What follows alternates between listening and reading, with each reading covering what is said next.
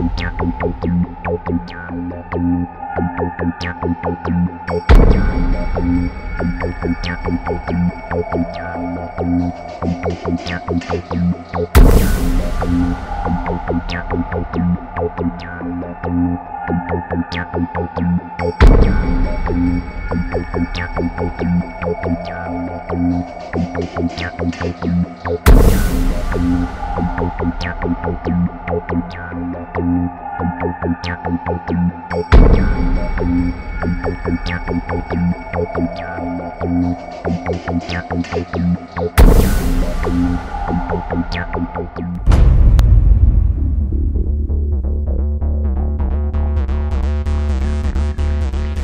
major U.S. daily story about subliminal messages. I don't think we need to be subliminal.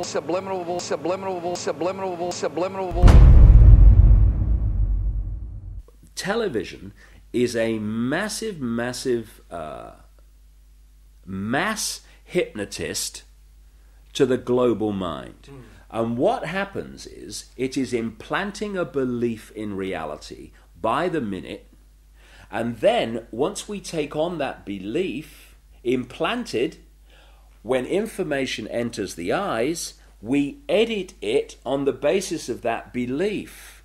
And so what the global population is subjected to, suffering from, is actually literally mass hypnosis.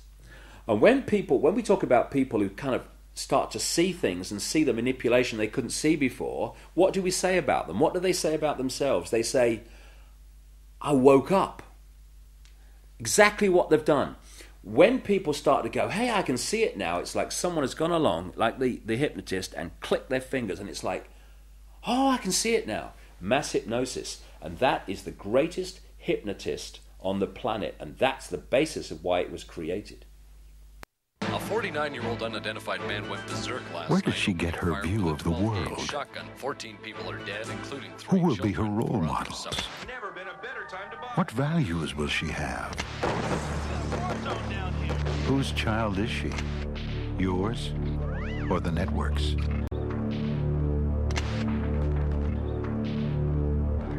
Take back your children. Turn off the TV. And when you start to research the subliminals in advertising and television, what staggers you is not what they do and what's there, but the scale of it. I mean, it's like our consciousness is being hit by an explosion of this stuff. Because you see, this is another interesting point. Experiments have shown that about 1.5 seconds before the conscious mind decides to take action, move its arms or whatever, speak, 1.5 seconds before it consciously decides to do that, the electrical signals have begun in the brain to do it. For me, the conscious level is the experiencer and observer of reality, but the subconscious is the creator of it, the generator of it. And this is why the Illuminati want the subconscious mind through subliminals. What does subliminal mean? It means below threshold. It's below the threshold the conscious mind picks up, but the subconscious mind picks everything up like a sponge. And therefore they are planting these thoughts into the subconscious, which then filter down into the conscious, and we think we're having our own thoughts, when actually they're implanted thoughts done at a subliminal level. Rats were caught in the sewers a week ago. Now they're starving. When the plastic door is raised up, the rats will shoot out like bullets. It was a common punishment in Imperial China. No, do it to Julia. Do it to Julia. Not me. Julia.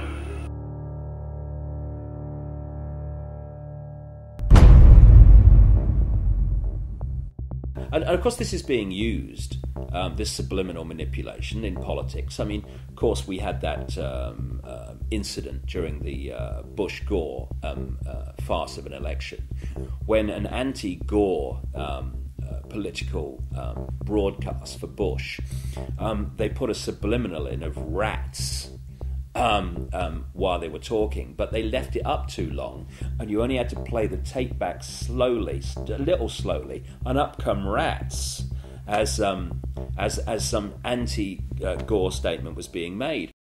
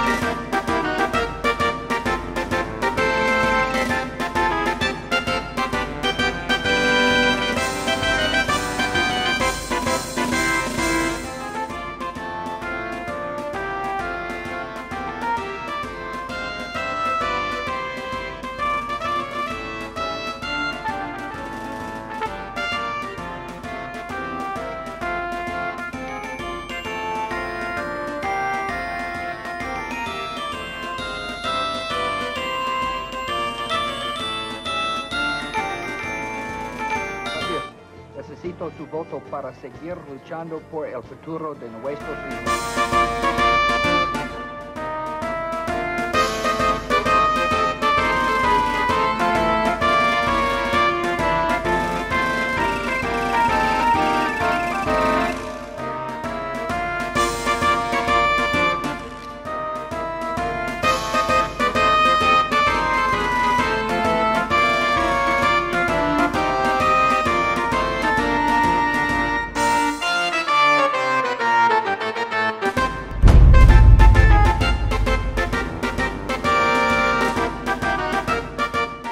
I don't believe that some of these states that they've called, like Florida, I just don't believe we've got enough evidence to be able to call the state. We're doing better than we thought, and but I feel fine.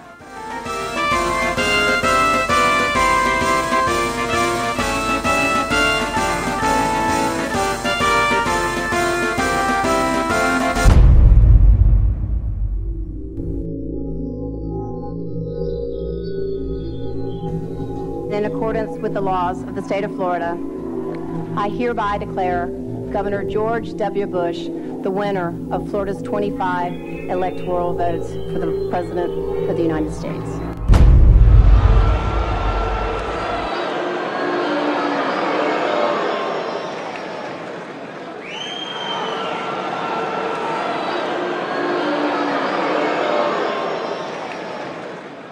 Now that the votes are counted, it is time for the votes to count.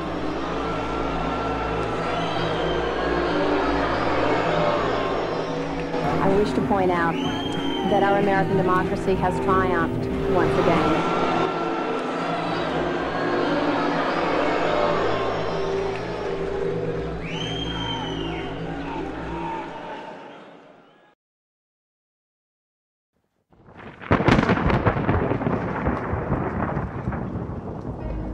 The Skull and Bones secret society was originally called the Brotherhood of Death. George Bush Jr., his father George H.W. Bush, and his grandfather Prescott Bush have all been initiated into this macabre fraternity, which was established in 1832 at Yale University by William Huntington Russell, whose family were America's biggest opium smugglers. George W. Bush was initiated into the Skull and Bones Brotherhood of Death in 1968. The ceremony took place at the Society's headquarters, which is a stone building with almost no windows. This mausoleum-type building is known as the Tomb. There is a small enclosed courtyard, an internal chamber where initiates lay masturbating inside a coffin, and a museum of artifacts held sacred by the Society's members, which are all called Bonesmen, regardless if they are male or female. Many of the artifacts inside the Skull and Bones headquarters have been stolen by its members. To prove their devotion to the Brotherhood of Death, Bonesmen have robbed graves, bringing human skulls and skeletons back to their tomb and placing them in glass display cabinets. For nearly 40 years, George W. Bush has been an active member of this most bloodthirsty occult secret society. His allegiance is primarily to his fellow Bonesmen, not the American people. In order to prove his devotion to the Skull and Bones, Prescott Bush, grandfather of George W. Bush, savagely desecrated the grave of Apache Indian chief Geronimo. Prescott Bush robbed Geronimo's grave and had Geronimo's skull placed in a display case alongside the order's other treasured possessions, which include silver tableware from Hitler's Eagle's Nest headquarters in Nazi-occupied Austria. Welcome to the satanically inspired secret world of the Skull and Bones Brotherhood of Death. Welcome to the sick world of the Bush family.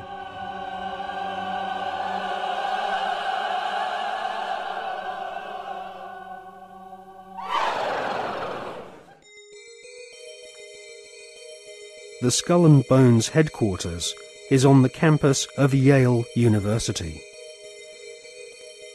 Yale is home to several other lesser secret societies, including the Scroll and Key.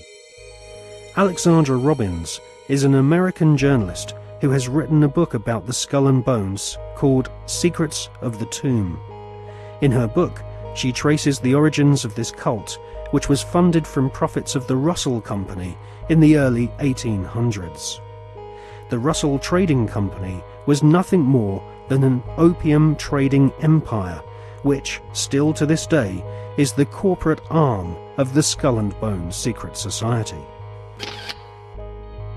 William Huntington Russell had travelled in Germany during his student years and was befriended by a disciple of Adam Weishaupt's Bavarian Illuminati. Upon returning to the USA in the early 1800s, Russell used some of his family's opium wealth to fund the building of the tomb at Yale University. Russell initiated several of his fellow classmates, including Alphonso Taft, who would go on to become the Secretary of War and ambassador to Russia. Alphonso Taft's son became President of the United States, and so a time-honoured tradition of hereditary membership of the Skull and Bones Brotherhood of Death was begun.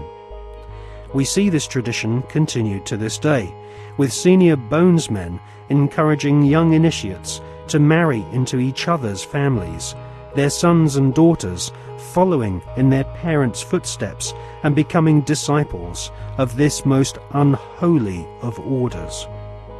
In the Hollywood movie Brotherhood of the Bell, we see an initiation ceremony, which is a common occurrence on the campuses of America's elite Ivy League secret societies.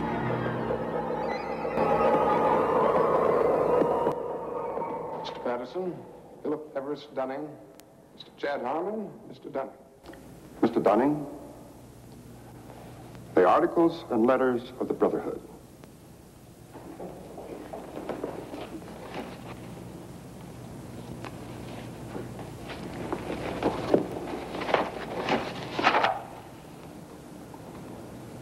Do you swear that having been entrusted with these articles and letters since midnight this night, that you alone read them and did not communicate their content to any person whatsoever? I so swear. Having so sworn, are you now prepared to go forward? I am prepared.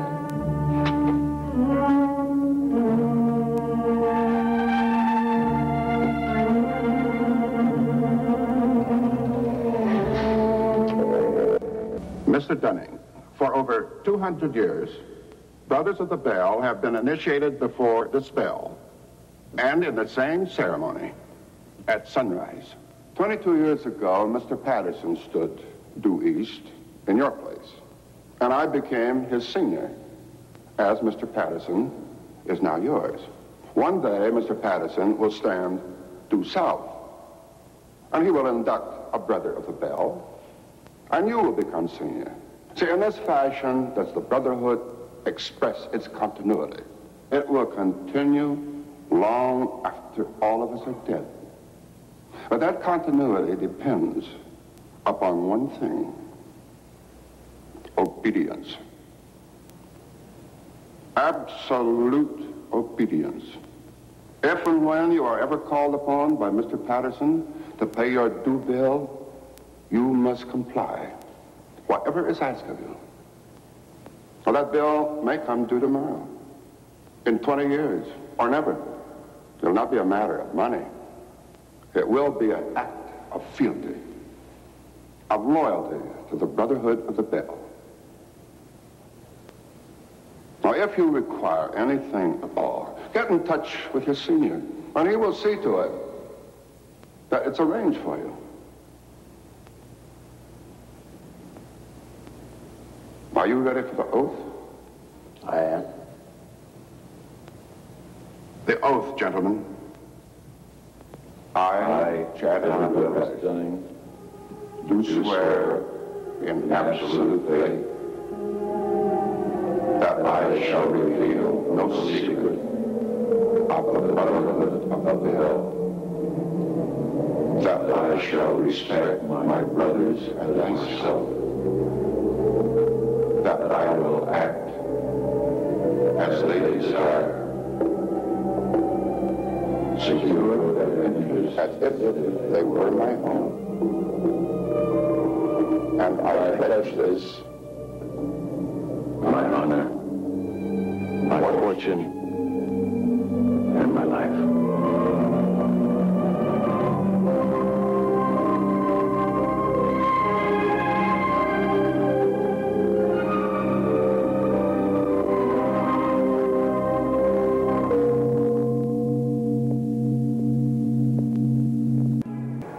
You know, I still find it incredible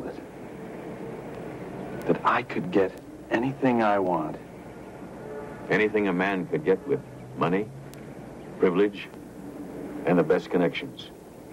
You know, it just occurred to me that we're part of the establishment now. Not part. The establishment.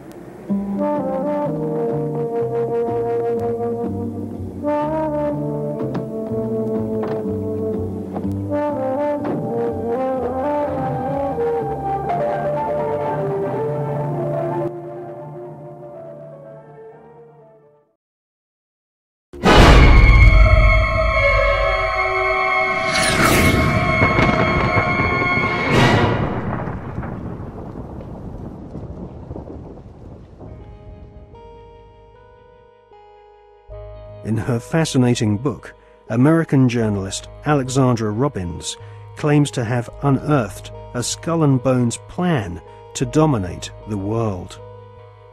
One can't help recognizing the fact that in the 170 years since the formation of the Skull and Bones Society, it has members in the most influential jobs all over the world. New initiates seem to fall effortlessly into high-paid jobs within banks, media organizations, government agencies, and huge corporations which earn vast profits from government defense contracts. Some researchers claim that all members agree to tithe their wealth over to the society, thus ensuring that their offspring will become future initiates of the Brotherhood of Death.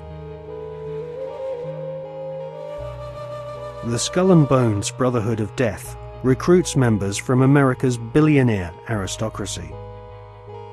Multiple generations of the Bush family have taken part in sick satanically inspired rituals along with members of wealthy families who are behind some of America's most famous brand names. Based on the rituals of the German Bavarian Illuminati, the Skull and Bones have approximately 900 members worldwide. George W. Bush has initiated 5 fellow Bonesmen to join his administration, including William Donaldson, who is head of the American Securities and Exchange Commission. Upon initiation into the Skull and Bones, candidates are told that they must forever deny their membership. The psychological mind programming and brainwashing which goes on inside the tomb can only be guessed at, as no Bonesman has ever broken the fraternity's rule of silence. Fellow students at Yale have often said that on the night of ceremonies, blood-curdling yells and shrieks can be heard from inside the tomb. Some say the initiates are forced to wrestle in mud and are even beaten. This technique has been used by the CIA and EST brainwashing organizations who seek to wear down the subject mentally and physically using a program of punishment and verbal abuse. Once the will of the candidate has been broken, and they have divulged all their sexual secrets to the elder Bonesmen, they stand naked and are reborn in a mockery of a Christian baptism, with elder Bonesmen dressed as the Pope and the devil conducting the ritual. Ron Rosenbaum is a journalist who writes for the New York Observer.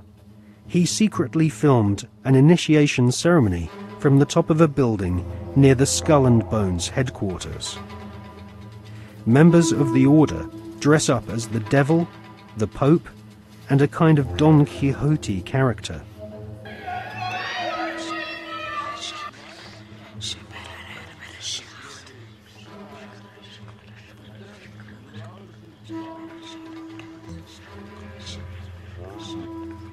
The Pope wears a white monogrammed slipper which rests upon a stone skull.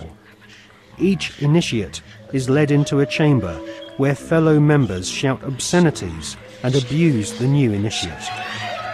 The initiates are told that they are superior beings and are part of a privileged elite who use war, terror, and famine to control Earth's human population. This callous philosophy was illustrated in the Hollywood movie Skulls, made in 1999.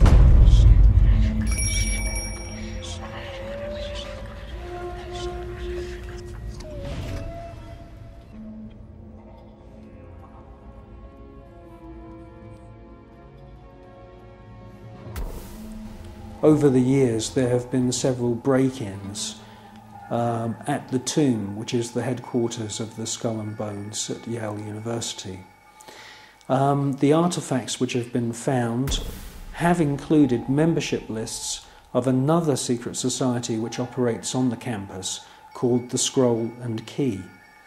Now, it seems pretty obvious as we research this material that the wolf's head, Phi Beta Kappa, the Scroll and Key, and Skull and Bones are all different flavours of the same Bavarian Illuminati secret society.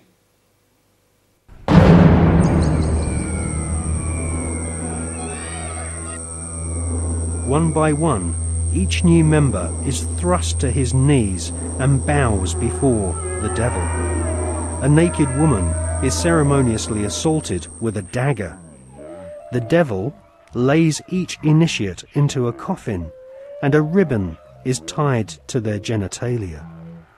Everyone is encouraged to divulge their entire sexual life history whilst masturbating. With all their innermost secrets known to the other Bonesmen, the new initiates are threatened with blackmail if they ever reveal the secrets of this Masonic order. At this point, they are dressed in long robes and rechristened with their occult names. The Don Quixote character taps each member on the shoulder with a silver sword and proclaims, "By our order, I dub thee Knight of Eulogia."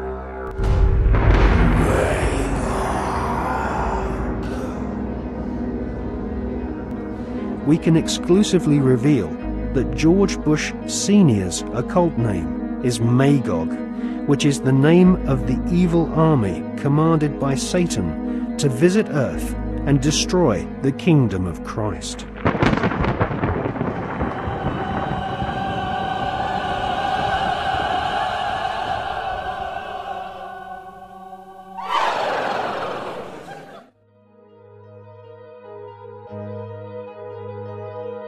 The American Ivy League colleges each have their own branches of the Skull and Bones Brotherhood of Death, indoctrinating the children of America's elite families who go on to become the captains of industry, banking, law, military, and the media.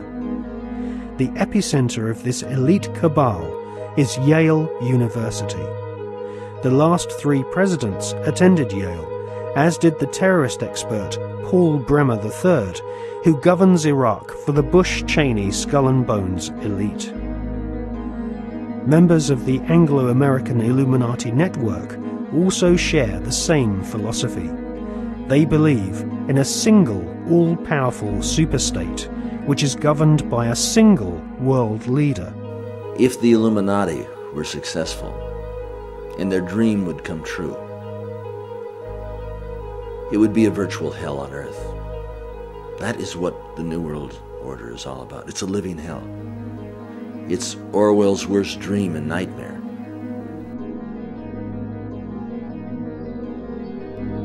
Well, to understand the philosophy of the Skull and Bones Society, you have to understand the philosophy of 18th and 19th century Germany with people such as Hegel. Now, the dialectic system, the dialectical political system, was not devised by Karl Marx. It was actually developed by Hegel, Fichte, and also contributed to by Kant.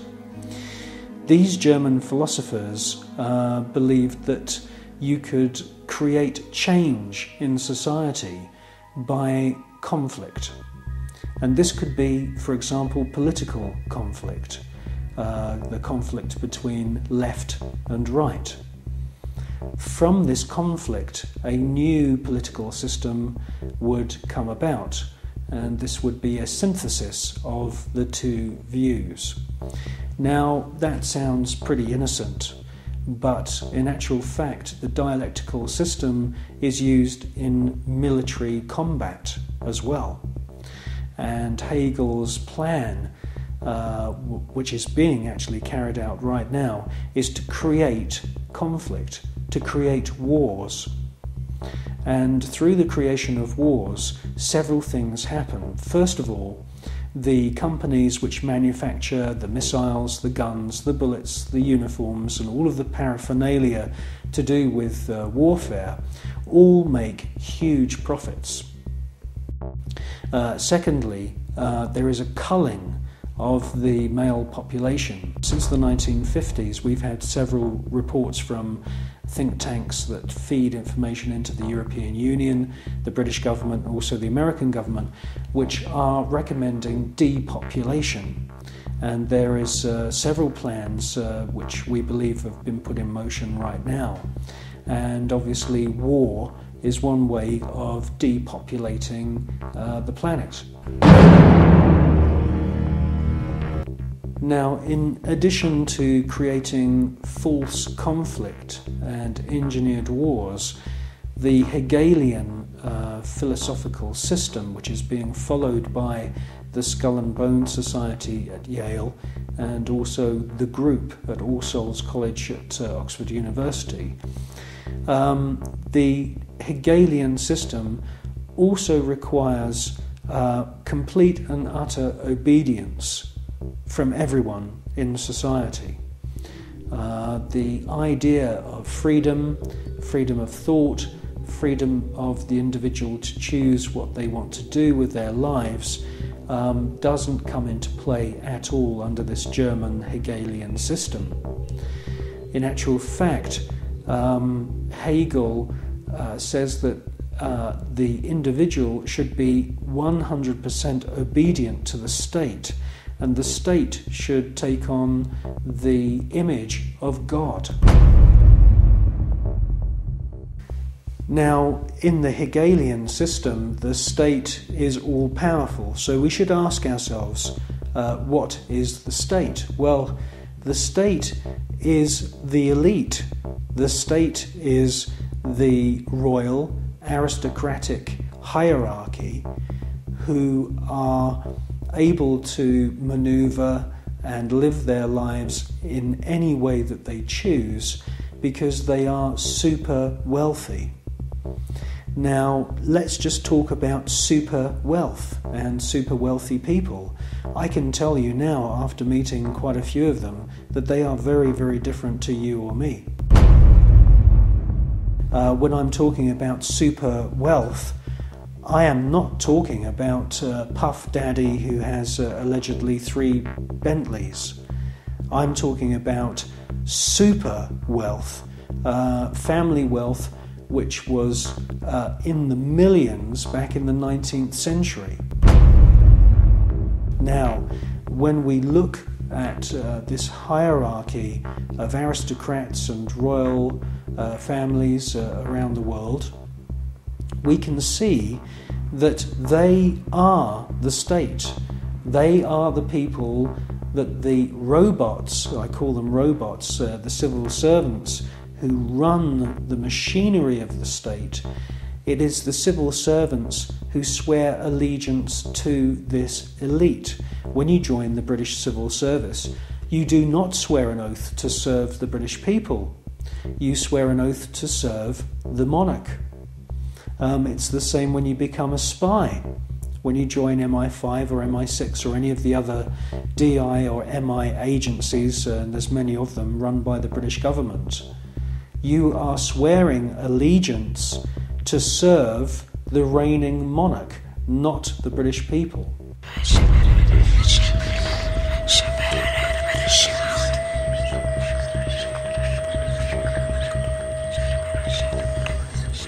While the American people sing the Star-Spangled Banner, the most powerful people in the USA and Europe salute the ancient symbol of the Brotherhood of Death. In the book, Who's Who of America's Elite, the author has found that the Order of the Skull and Bones encourages its members to intermarry, thus keeping their spectacular wealth all in the family.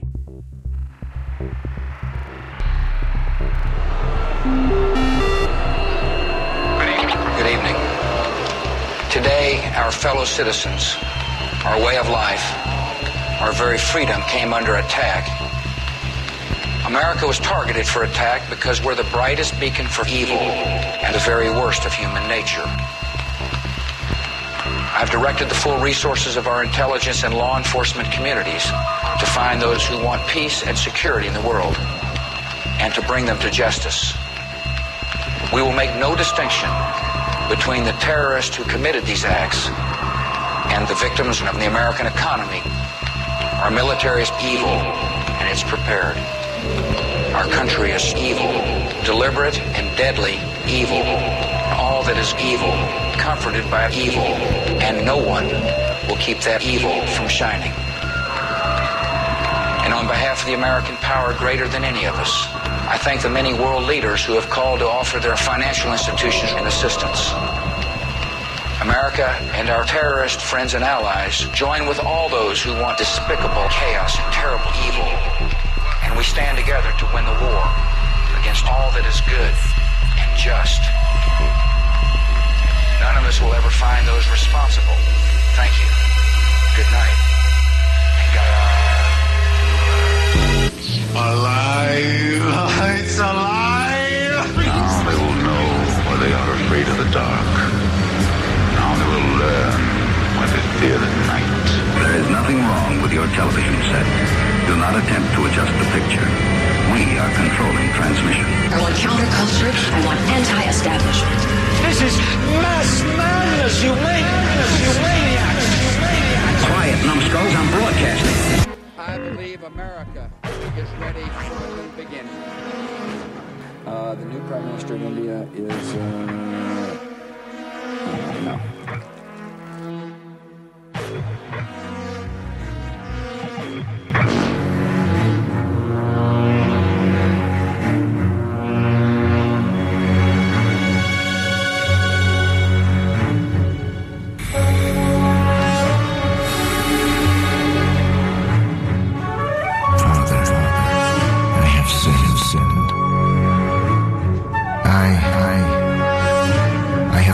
Killed many people.